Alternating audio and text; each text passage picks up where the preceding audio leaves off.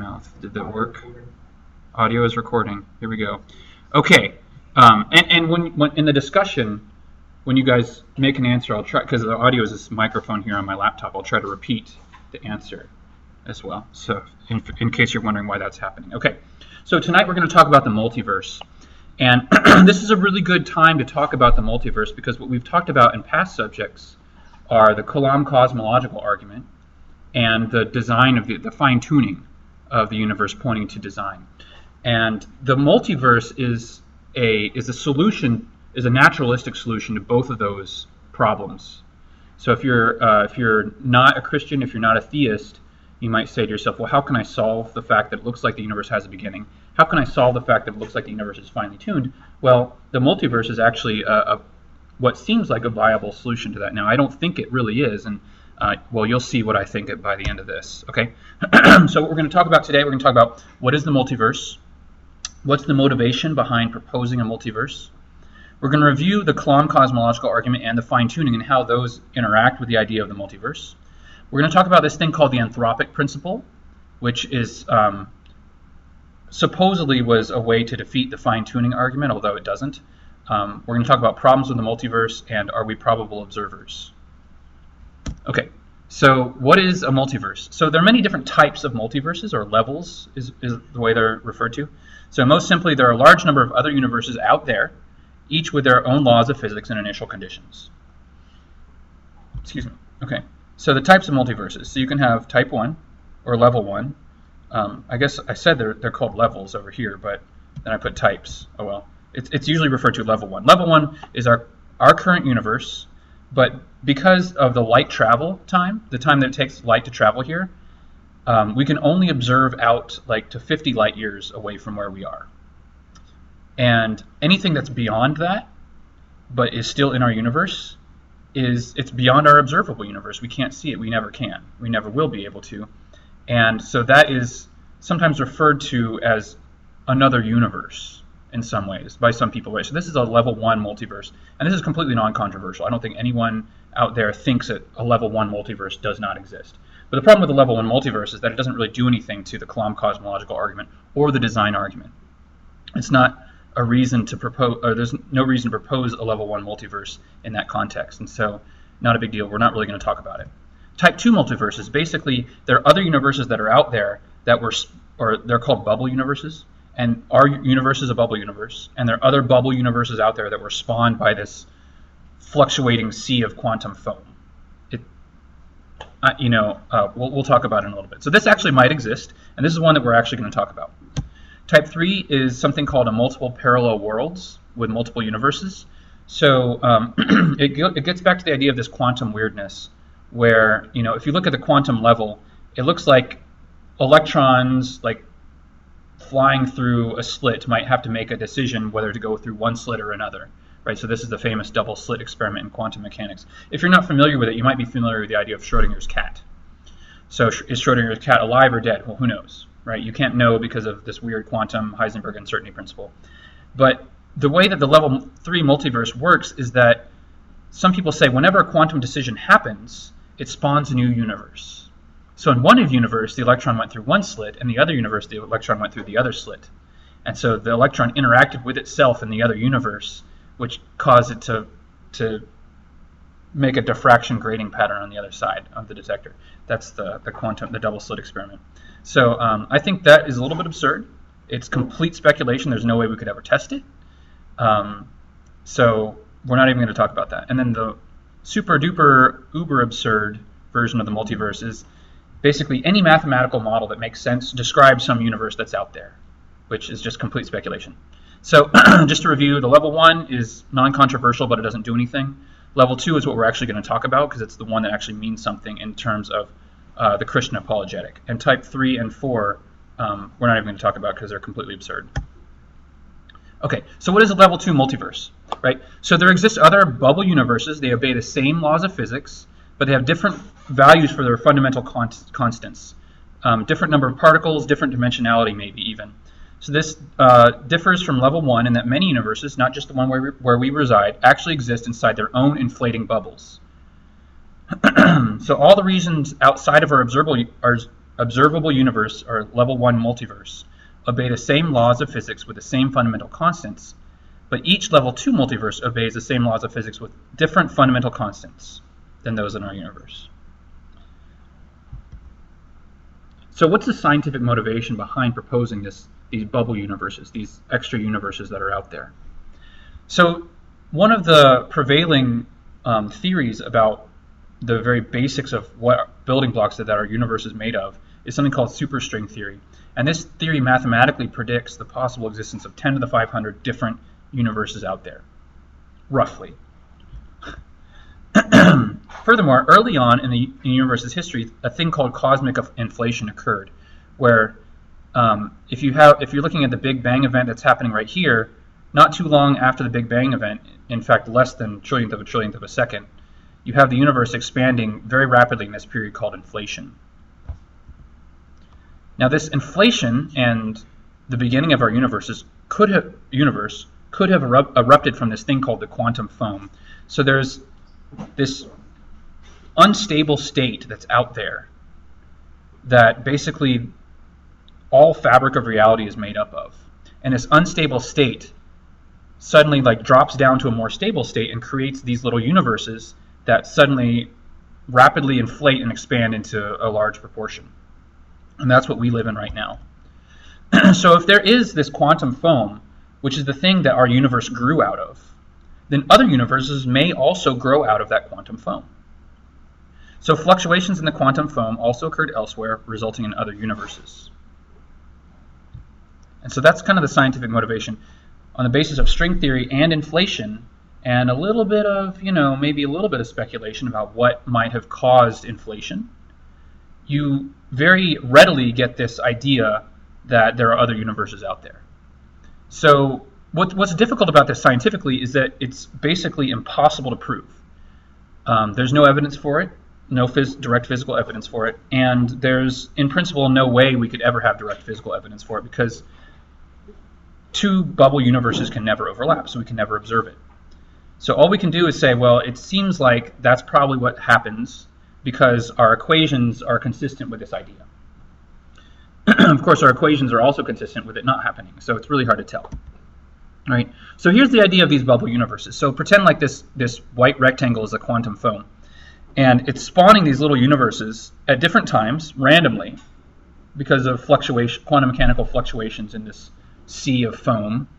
And so you have some universes that are larger than others, but they're all related to each other in space if you could zoom out far enough, which of course we can't because we're limited observers. But if you could, they're all related to each other. This one's over here, this one's over there, etc. And so these universes are all inflating at a certain rate, and they all have different values for their fundamental constants of physics. And that's very important. Okay, but what about the philosophical motivation? So that was the scientific motivation. What about the philosophical motivation? Well, it turns out that, and this is a quote from an article in Discover magazine called Science's Alternative to an Intelligent Creator, the Multiverse Theory.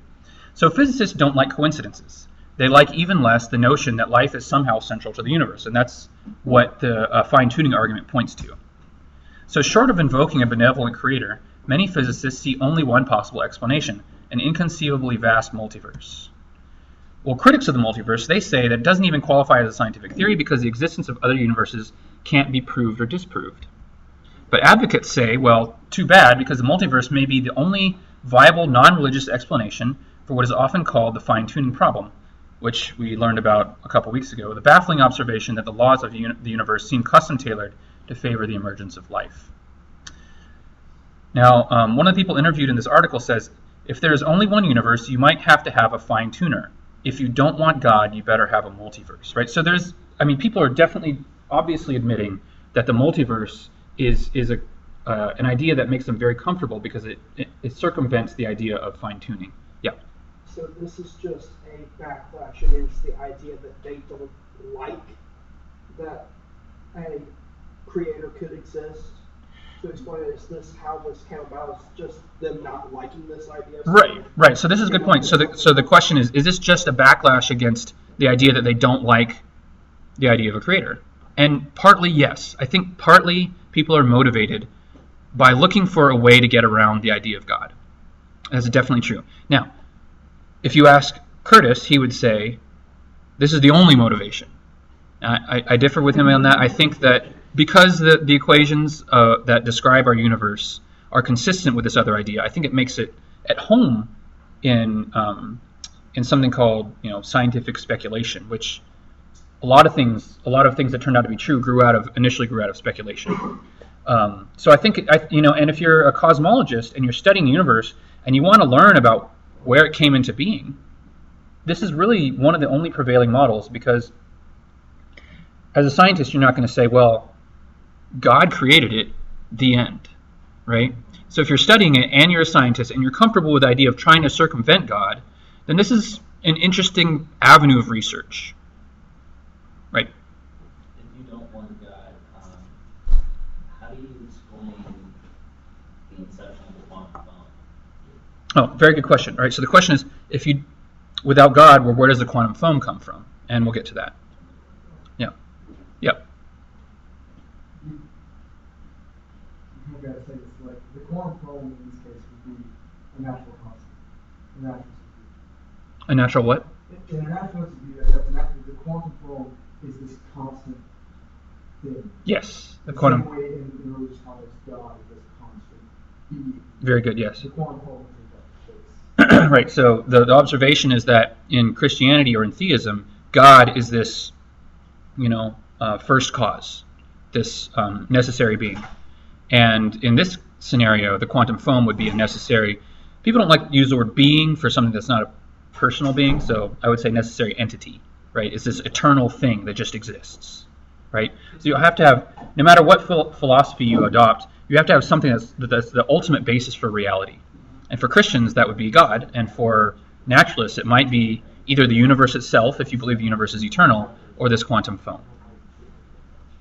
All right, hold on. Let's keep going. Okay, so just to summarize, the multiverse is partly motivated to avoid the conclusion that God exists. So what this does is it tries to circumvent two different arguments for the existence of God. One being the Kalam cosmological argument, and the other being the fine-tuning argument. So the multiverse would avoid the idea that the universe had a capital C cause, a God, as its cause, and it also tries to avoid the idea that the fine-tuning that we observe is the result of design rather than chance. Yeah. I'm not seeing how this avoids the idea that the universe has a cause. It's like Big Bang, cosmic foam, universe, Right. multiverse. Right. There's still a cause. Okay. Yeah. So this does not avoid the notion that the universe needs a cause. It avoids the notion that the universe needs a big C cause, a God cause. Right. It could be a personal cause, which would be the Christian point of view, or an impersonal cause, which would be this quantum foam. That's what it's trying to avoid. So how could we explain the universe's coming into being while getting away from God? Right. So just to review the Kalam argument, if you haven't been here, it says that anything that begins to exist has a cause. The universe began to exist, therefore the universe has a cause. Now actually it's interesting because the people who are on the side of the multiverse would say, well, yes, the universe does have a cause. That cause is the multiverse, right? But I think that, and this is the way that William Lane Craig popularizes it. I know Curtis does it differently. But if you dig down deep enough, you can make a pretty powerful case for the cause to be non-spatial, non-temporal, all-powerful, eternal, all-knowing, and personal spiritual being. And the multiverse is trying to get away from this idea that this being is personal. It has to be eternal, because if it's not eternal, then the exact same weaknesses that befall the universe coming into being would apply to the multiverse coming into being as well. And then you would say, well, who created the multiverse? Okay.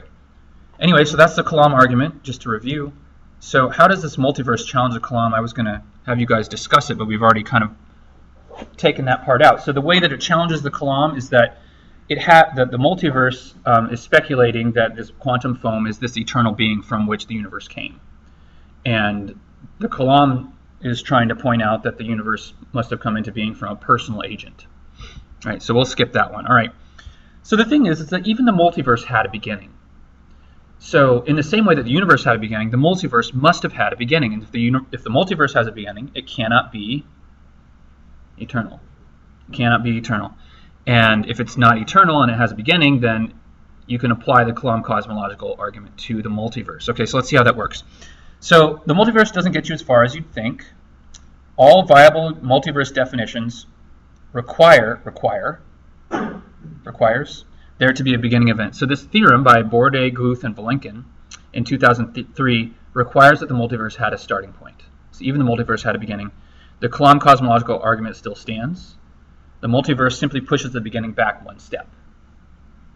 Now, how does that work, right? So this doesn't convince everyone, but here's the idea. So all these bubble universes are popping out of this quantum foam, and they're inflating. Now, these universes, these little bubble universes, like ours, inflate eternally. And there's no stopping our universe from inflating off into forever. Well, if that happens, then what happens when these two universes get big enough? They'll collide.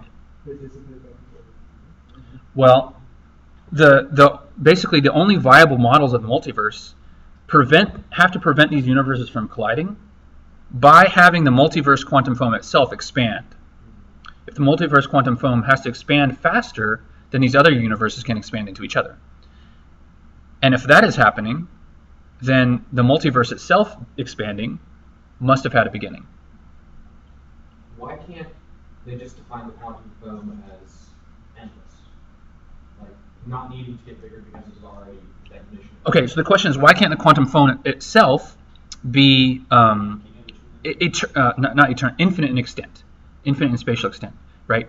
And so the reason why it cannot is what you're trying to do by getting around, by doing that, is getting around the idea that the quantum foam is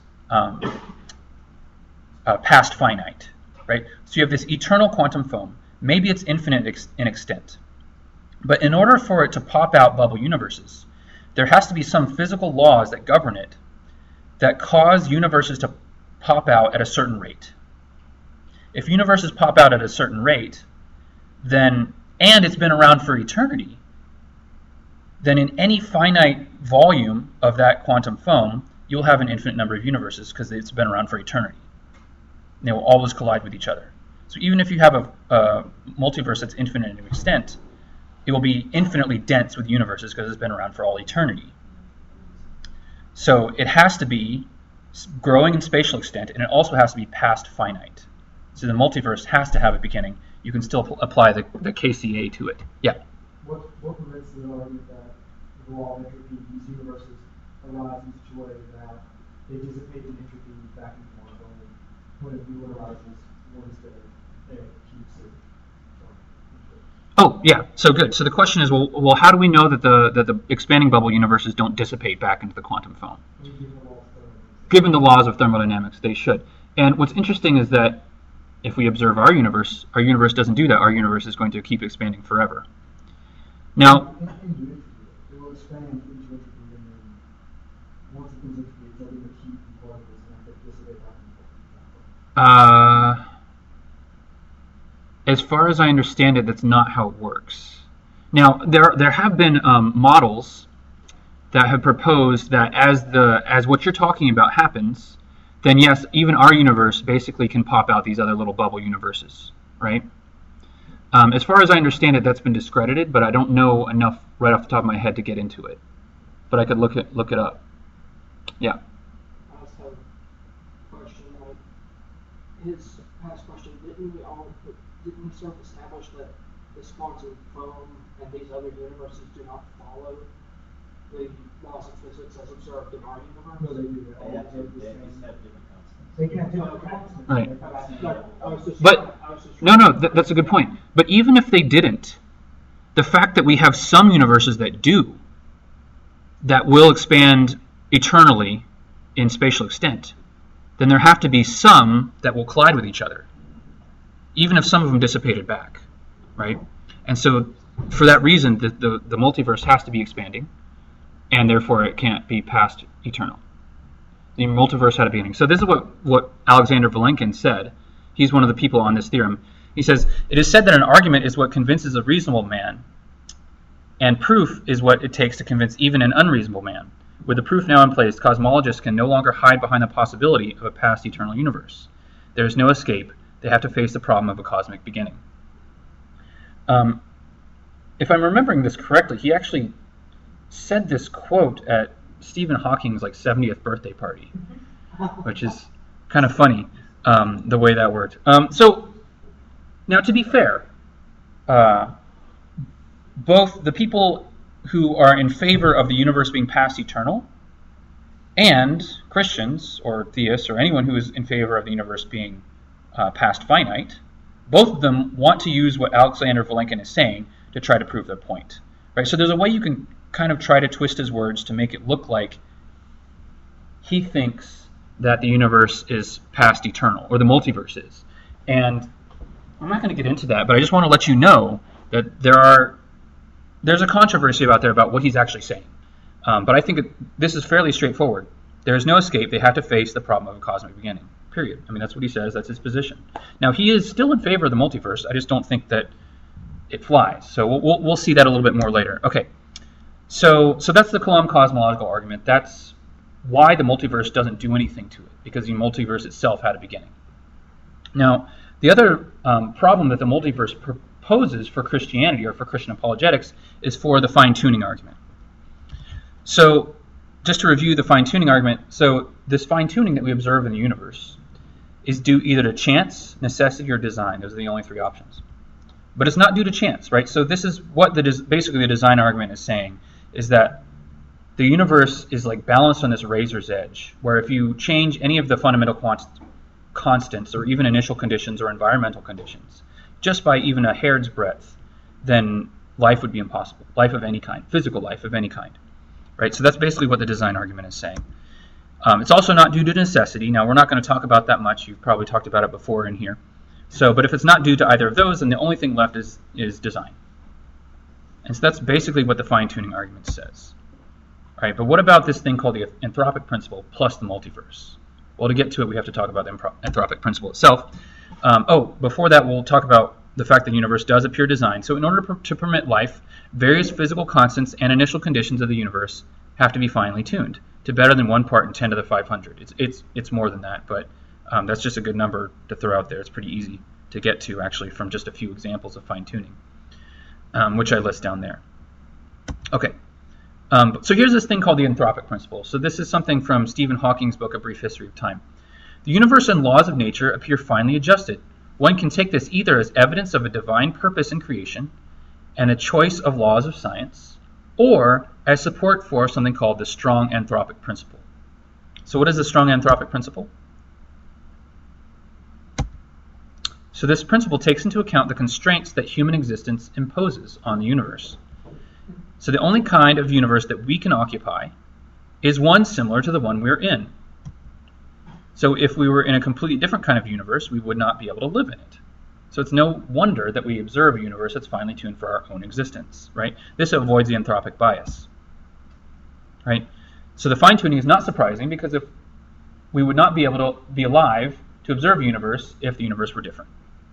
So this self-selection effect, where we can only observe universes that already can support us, it's basically affecting our observation.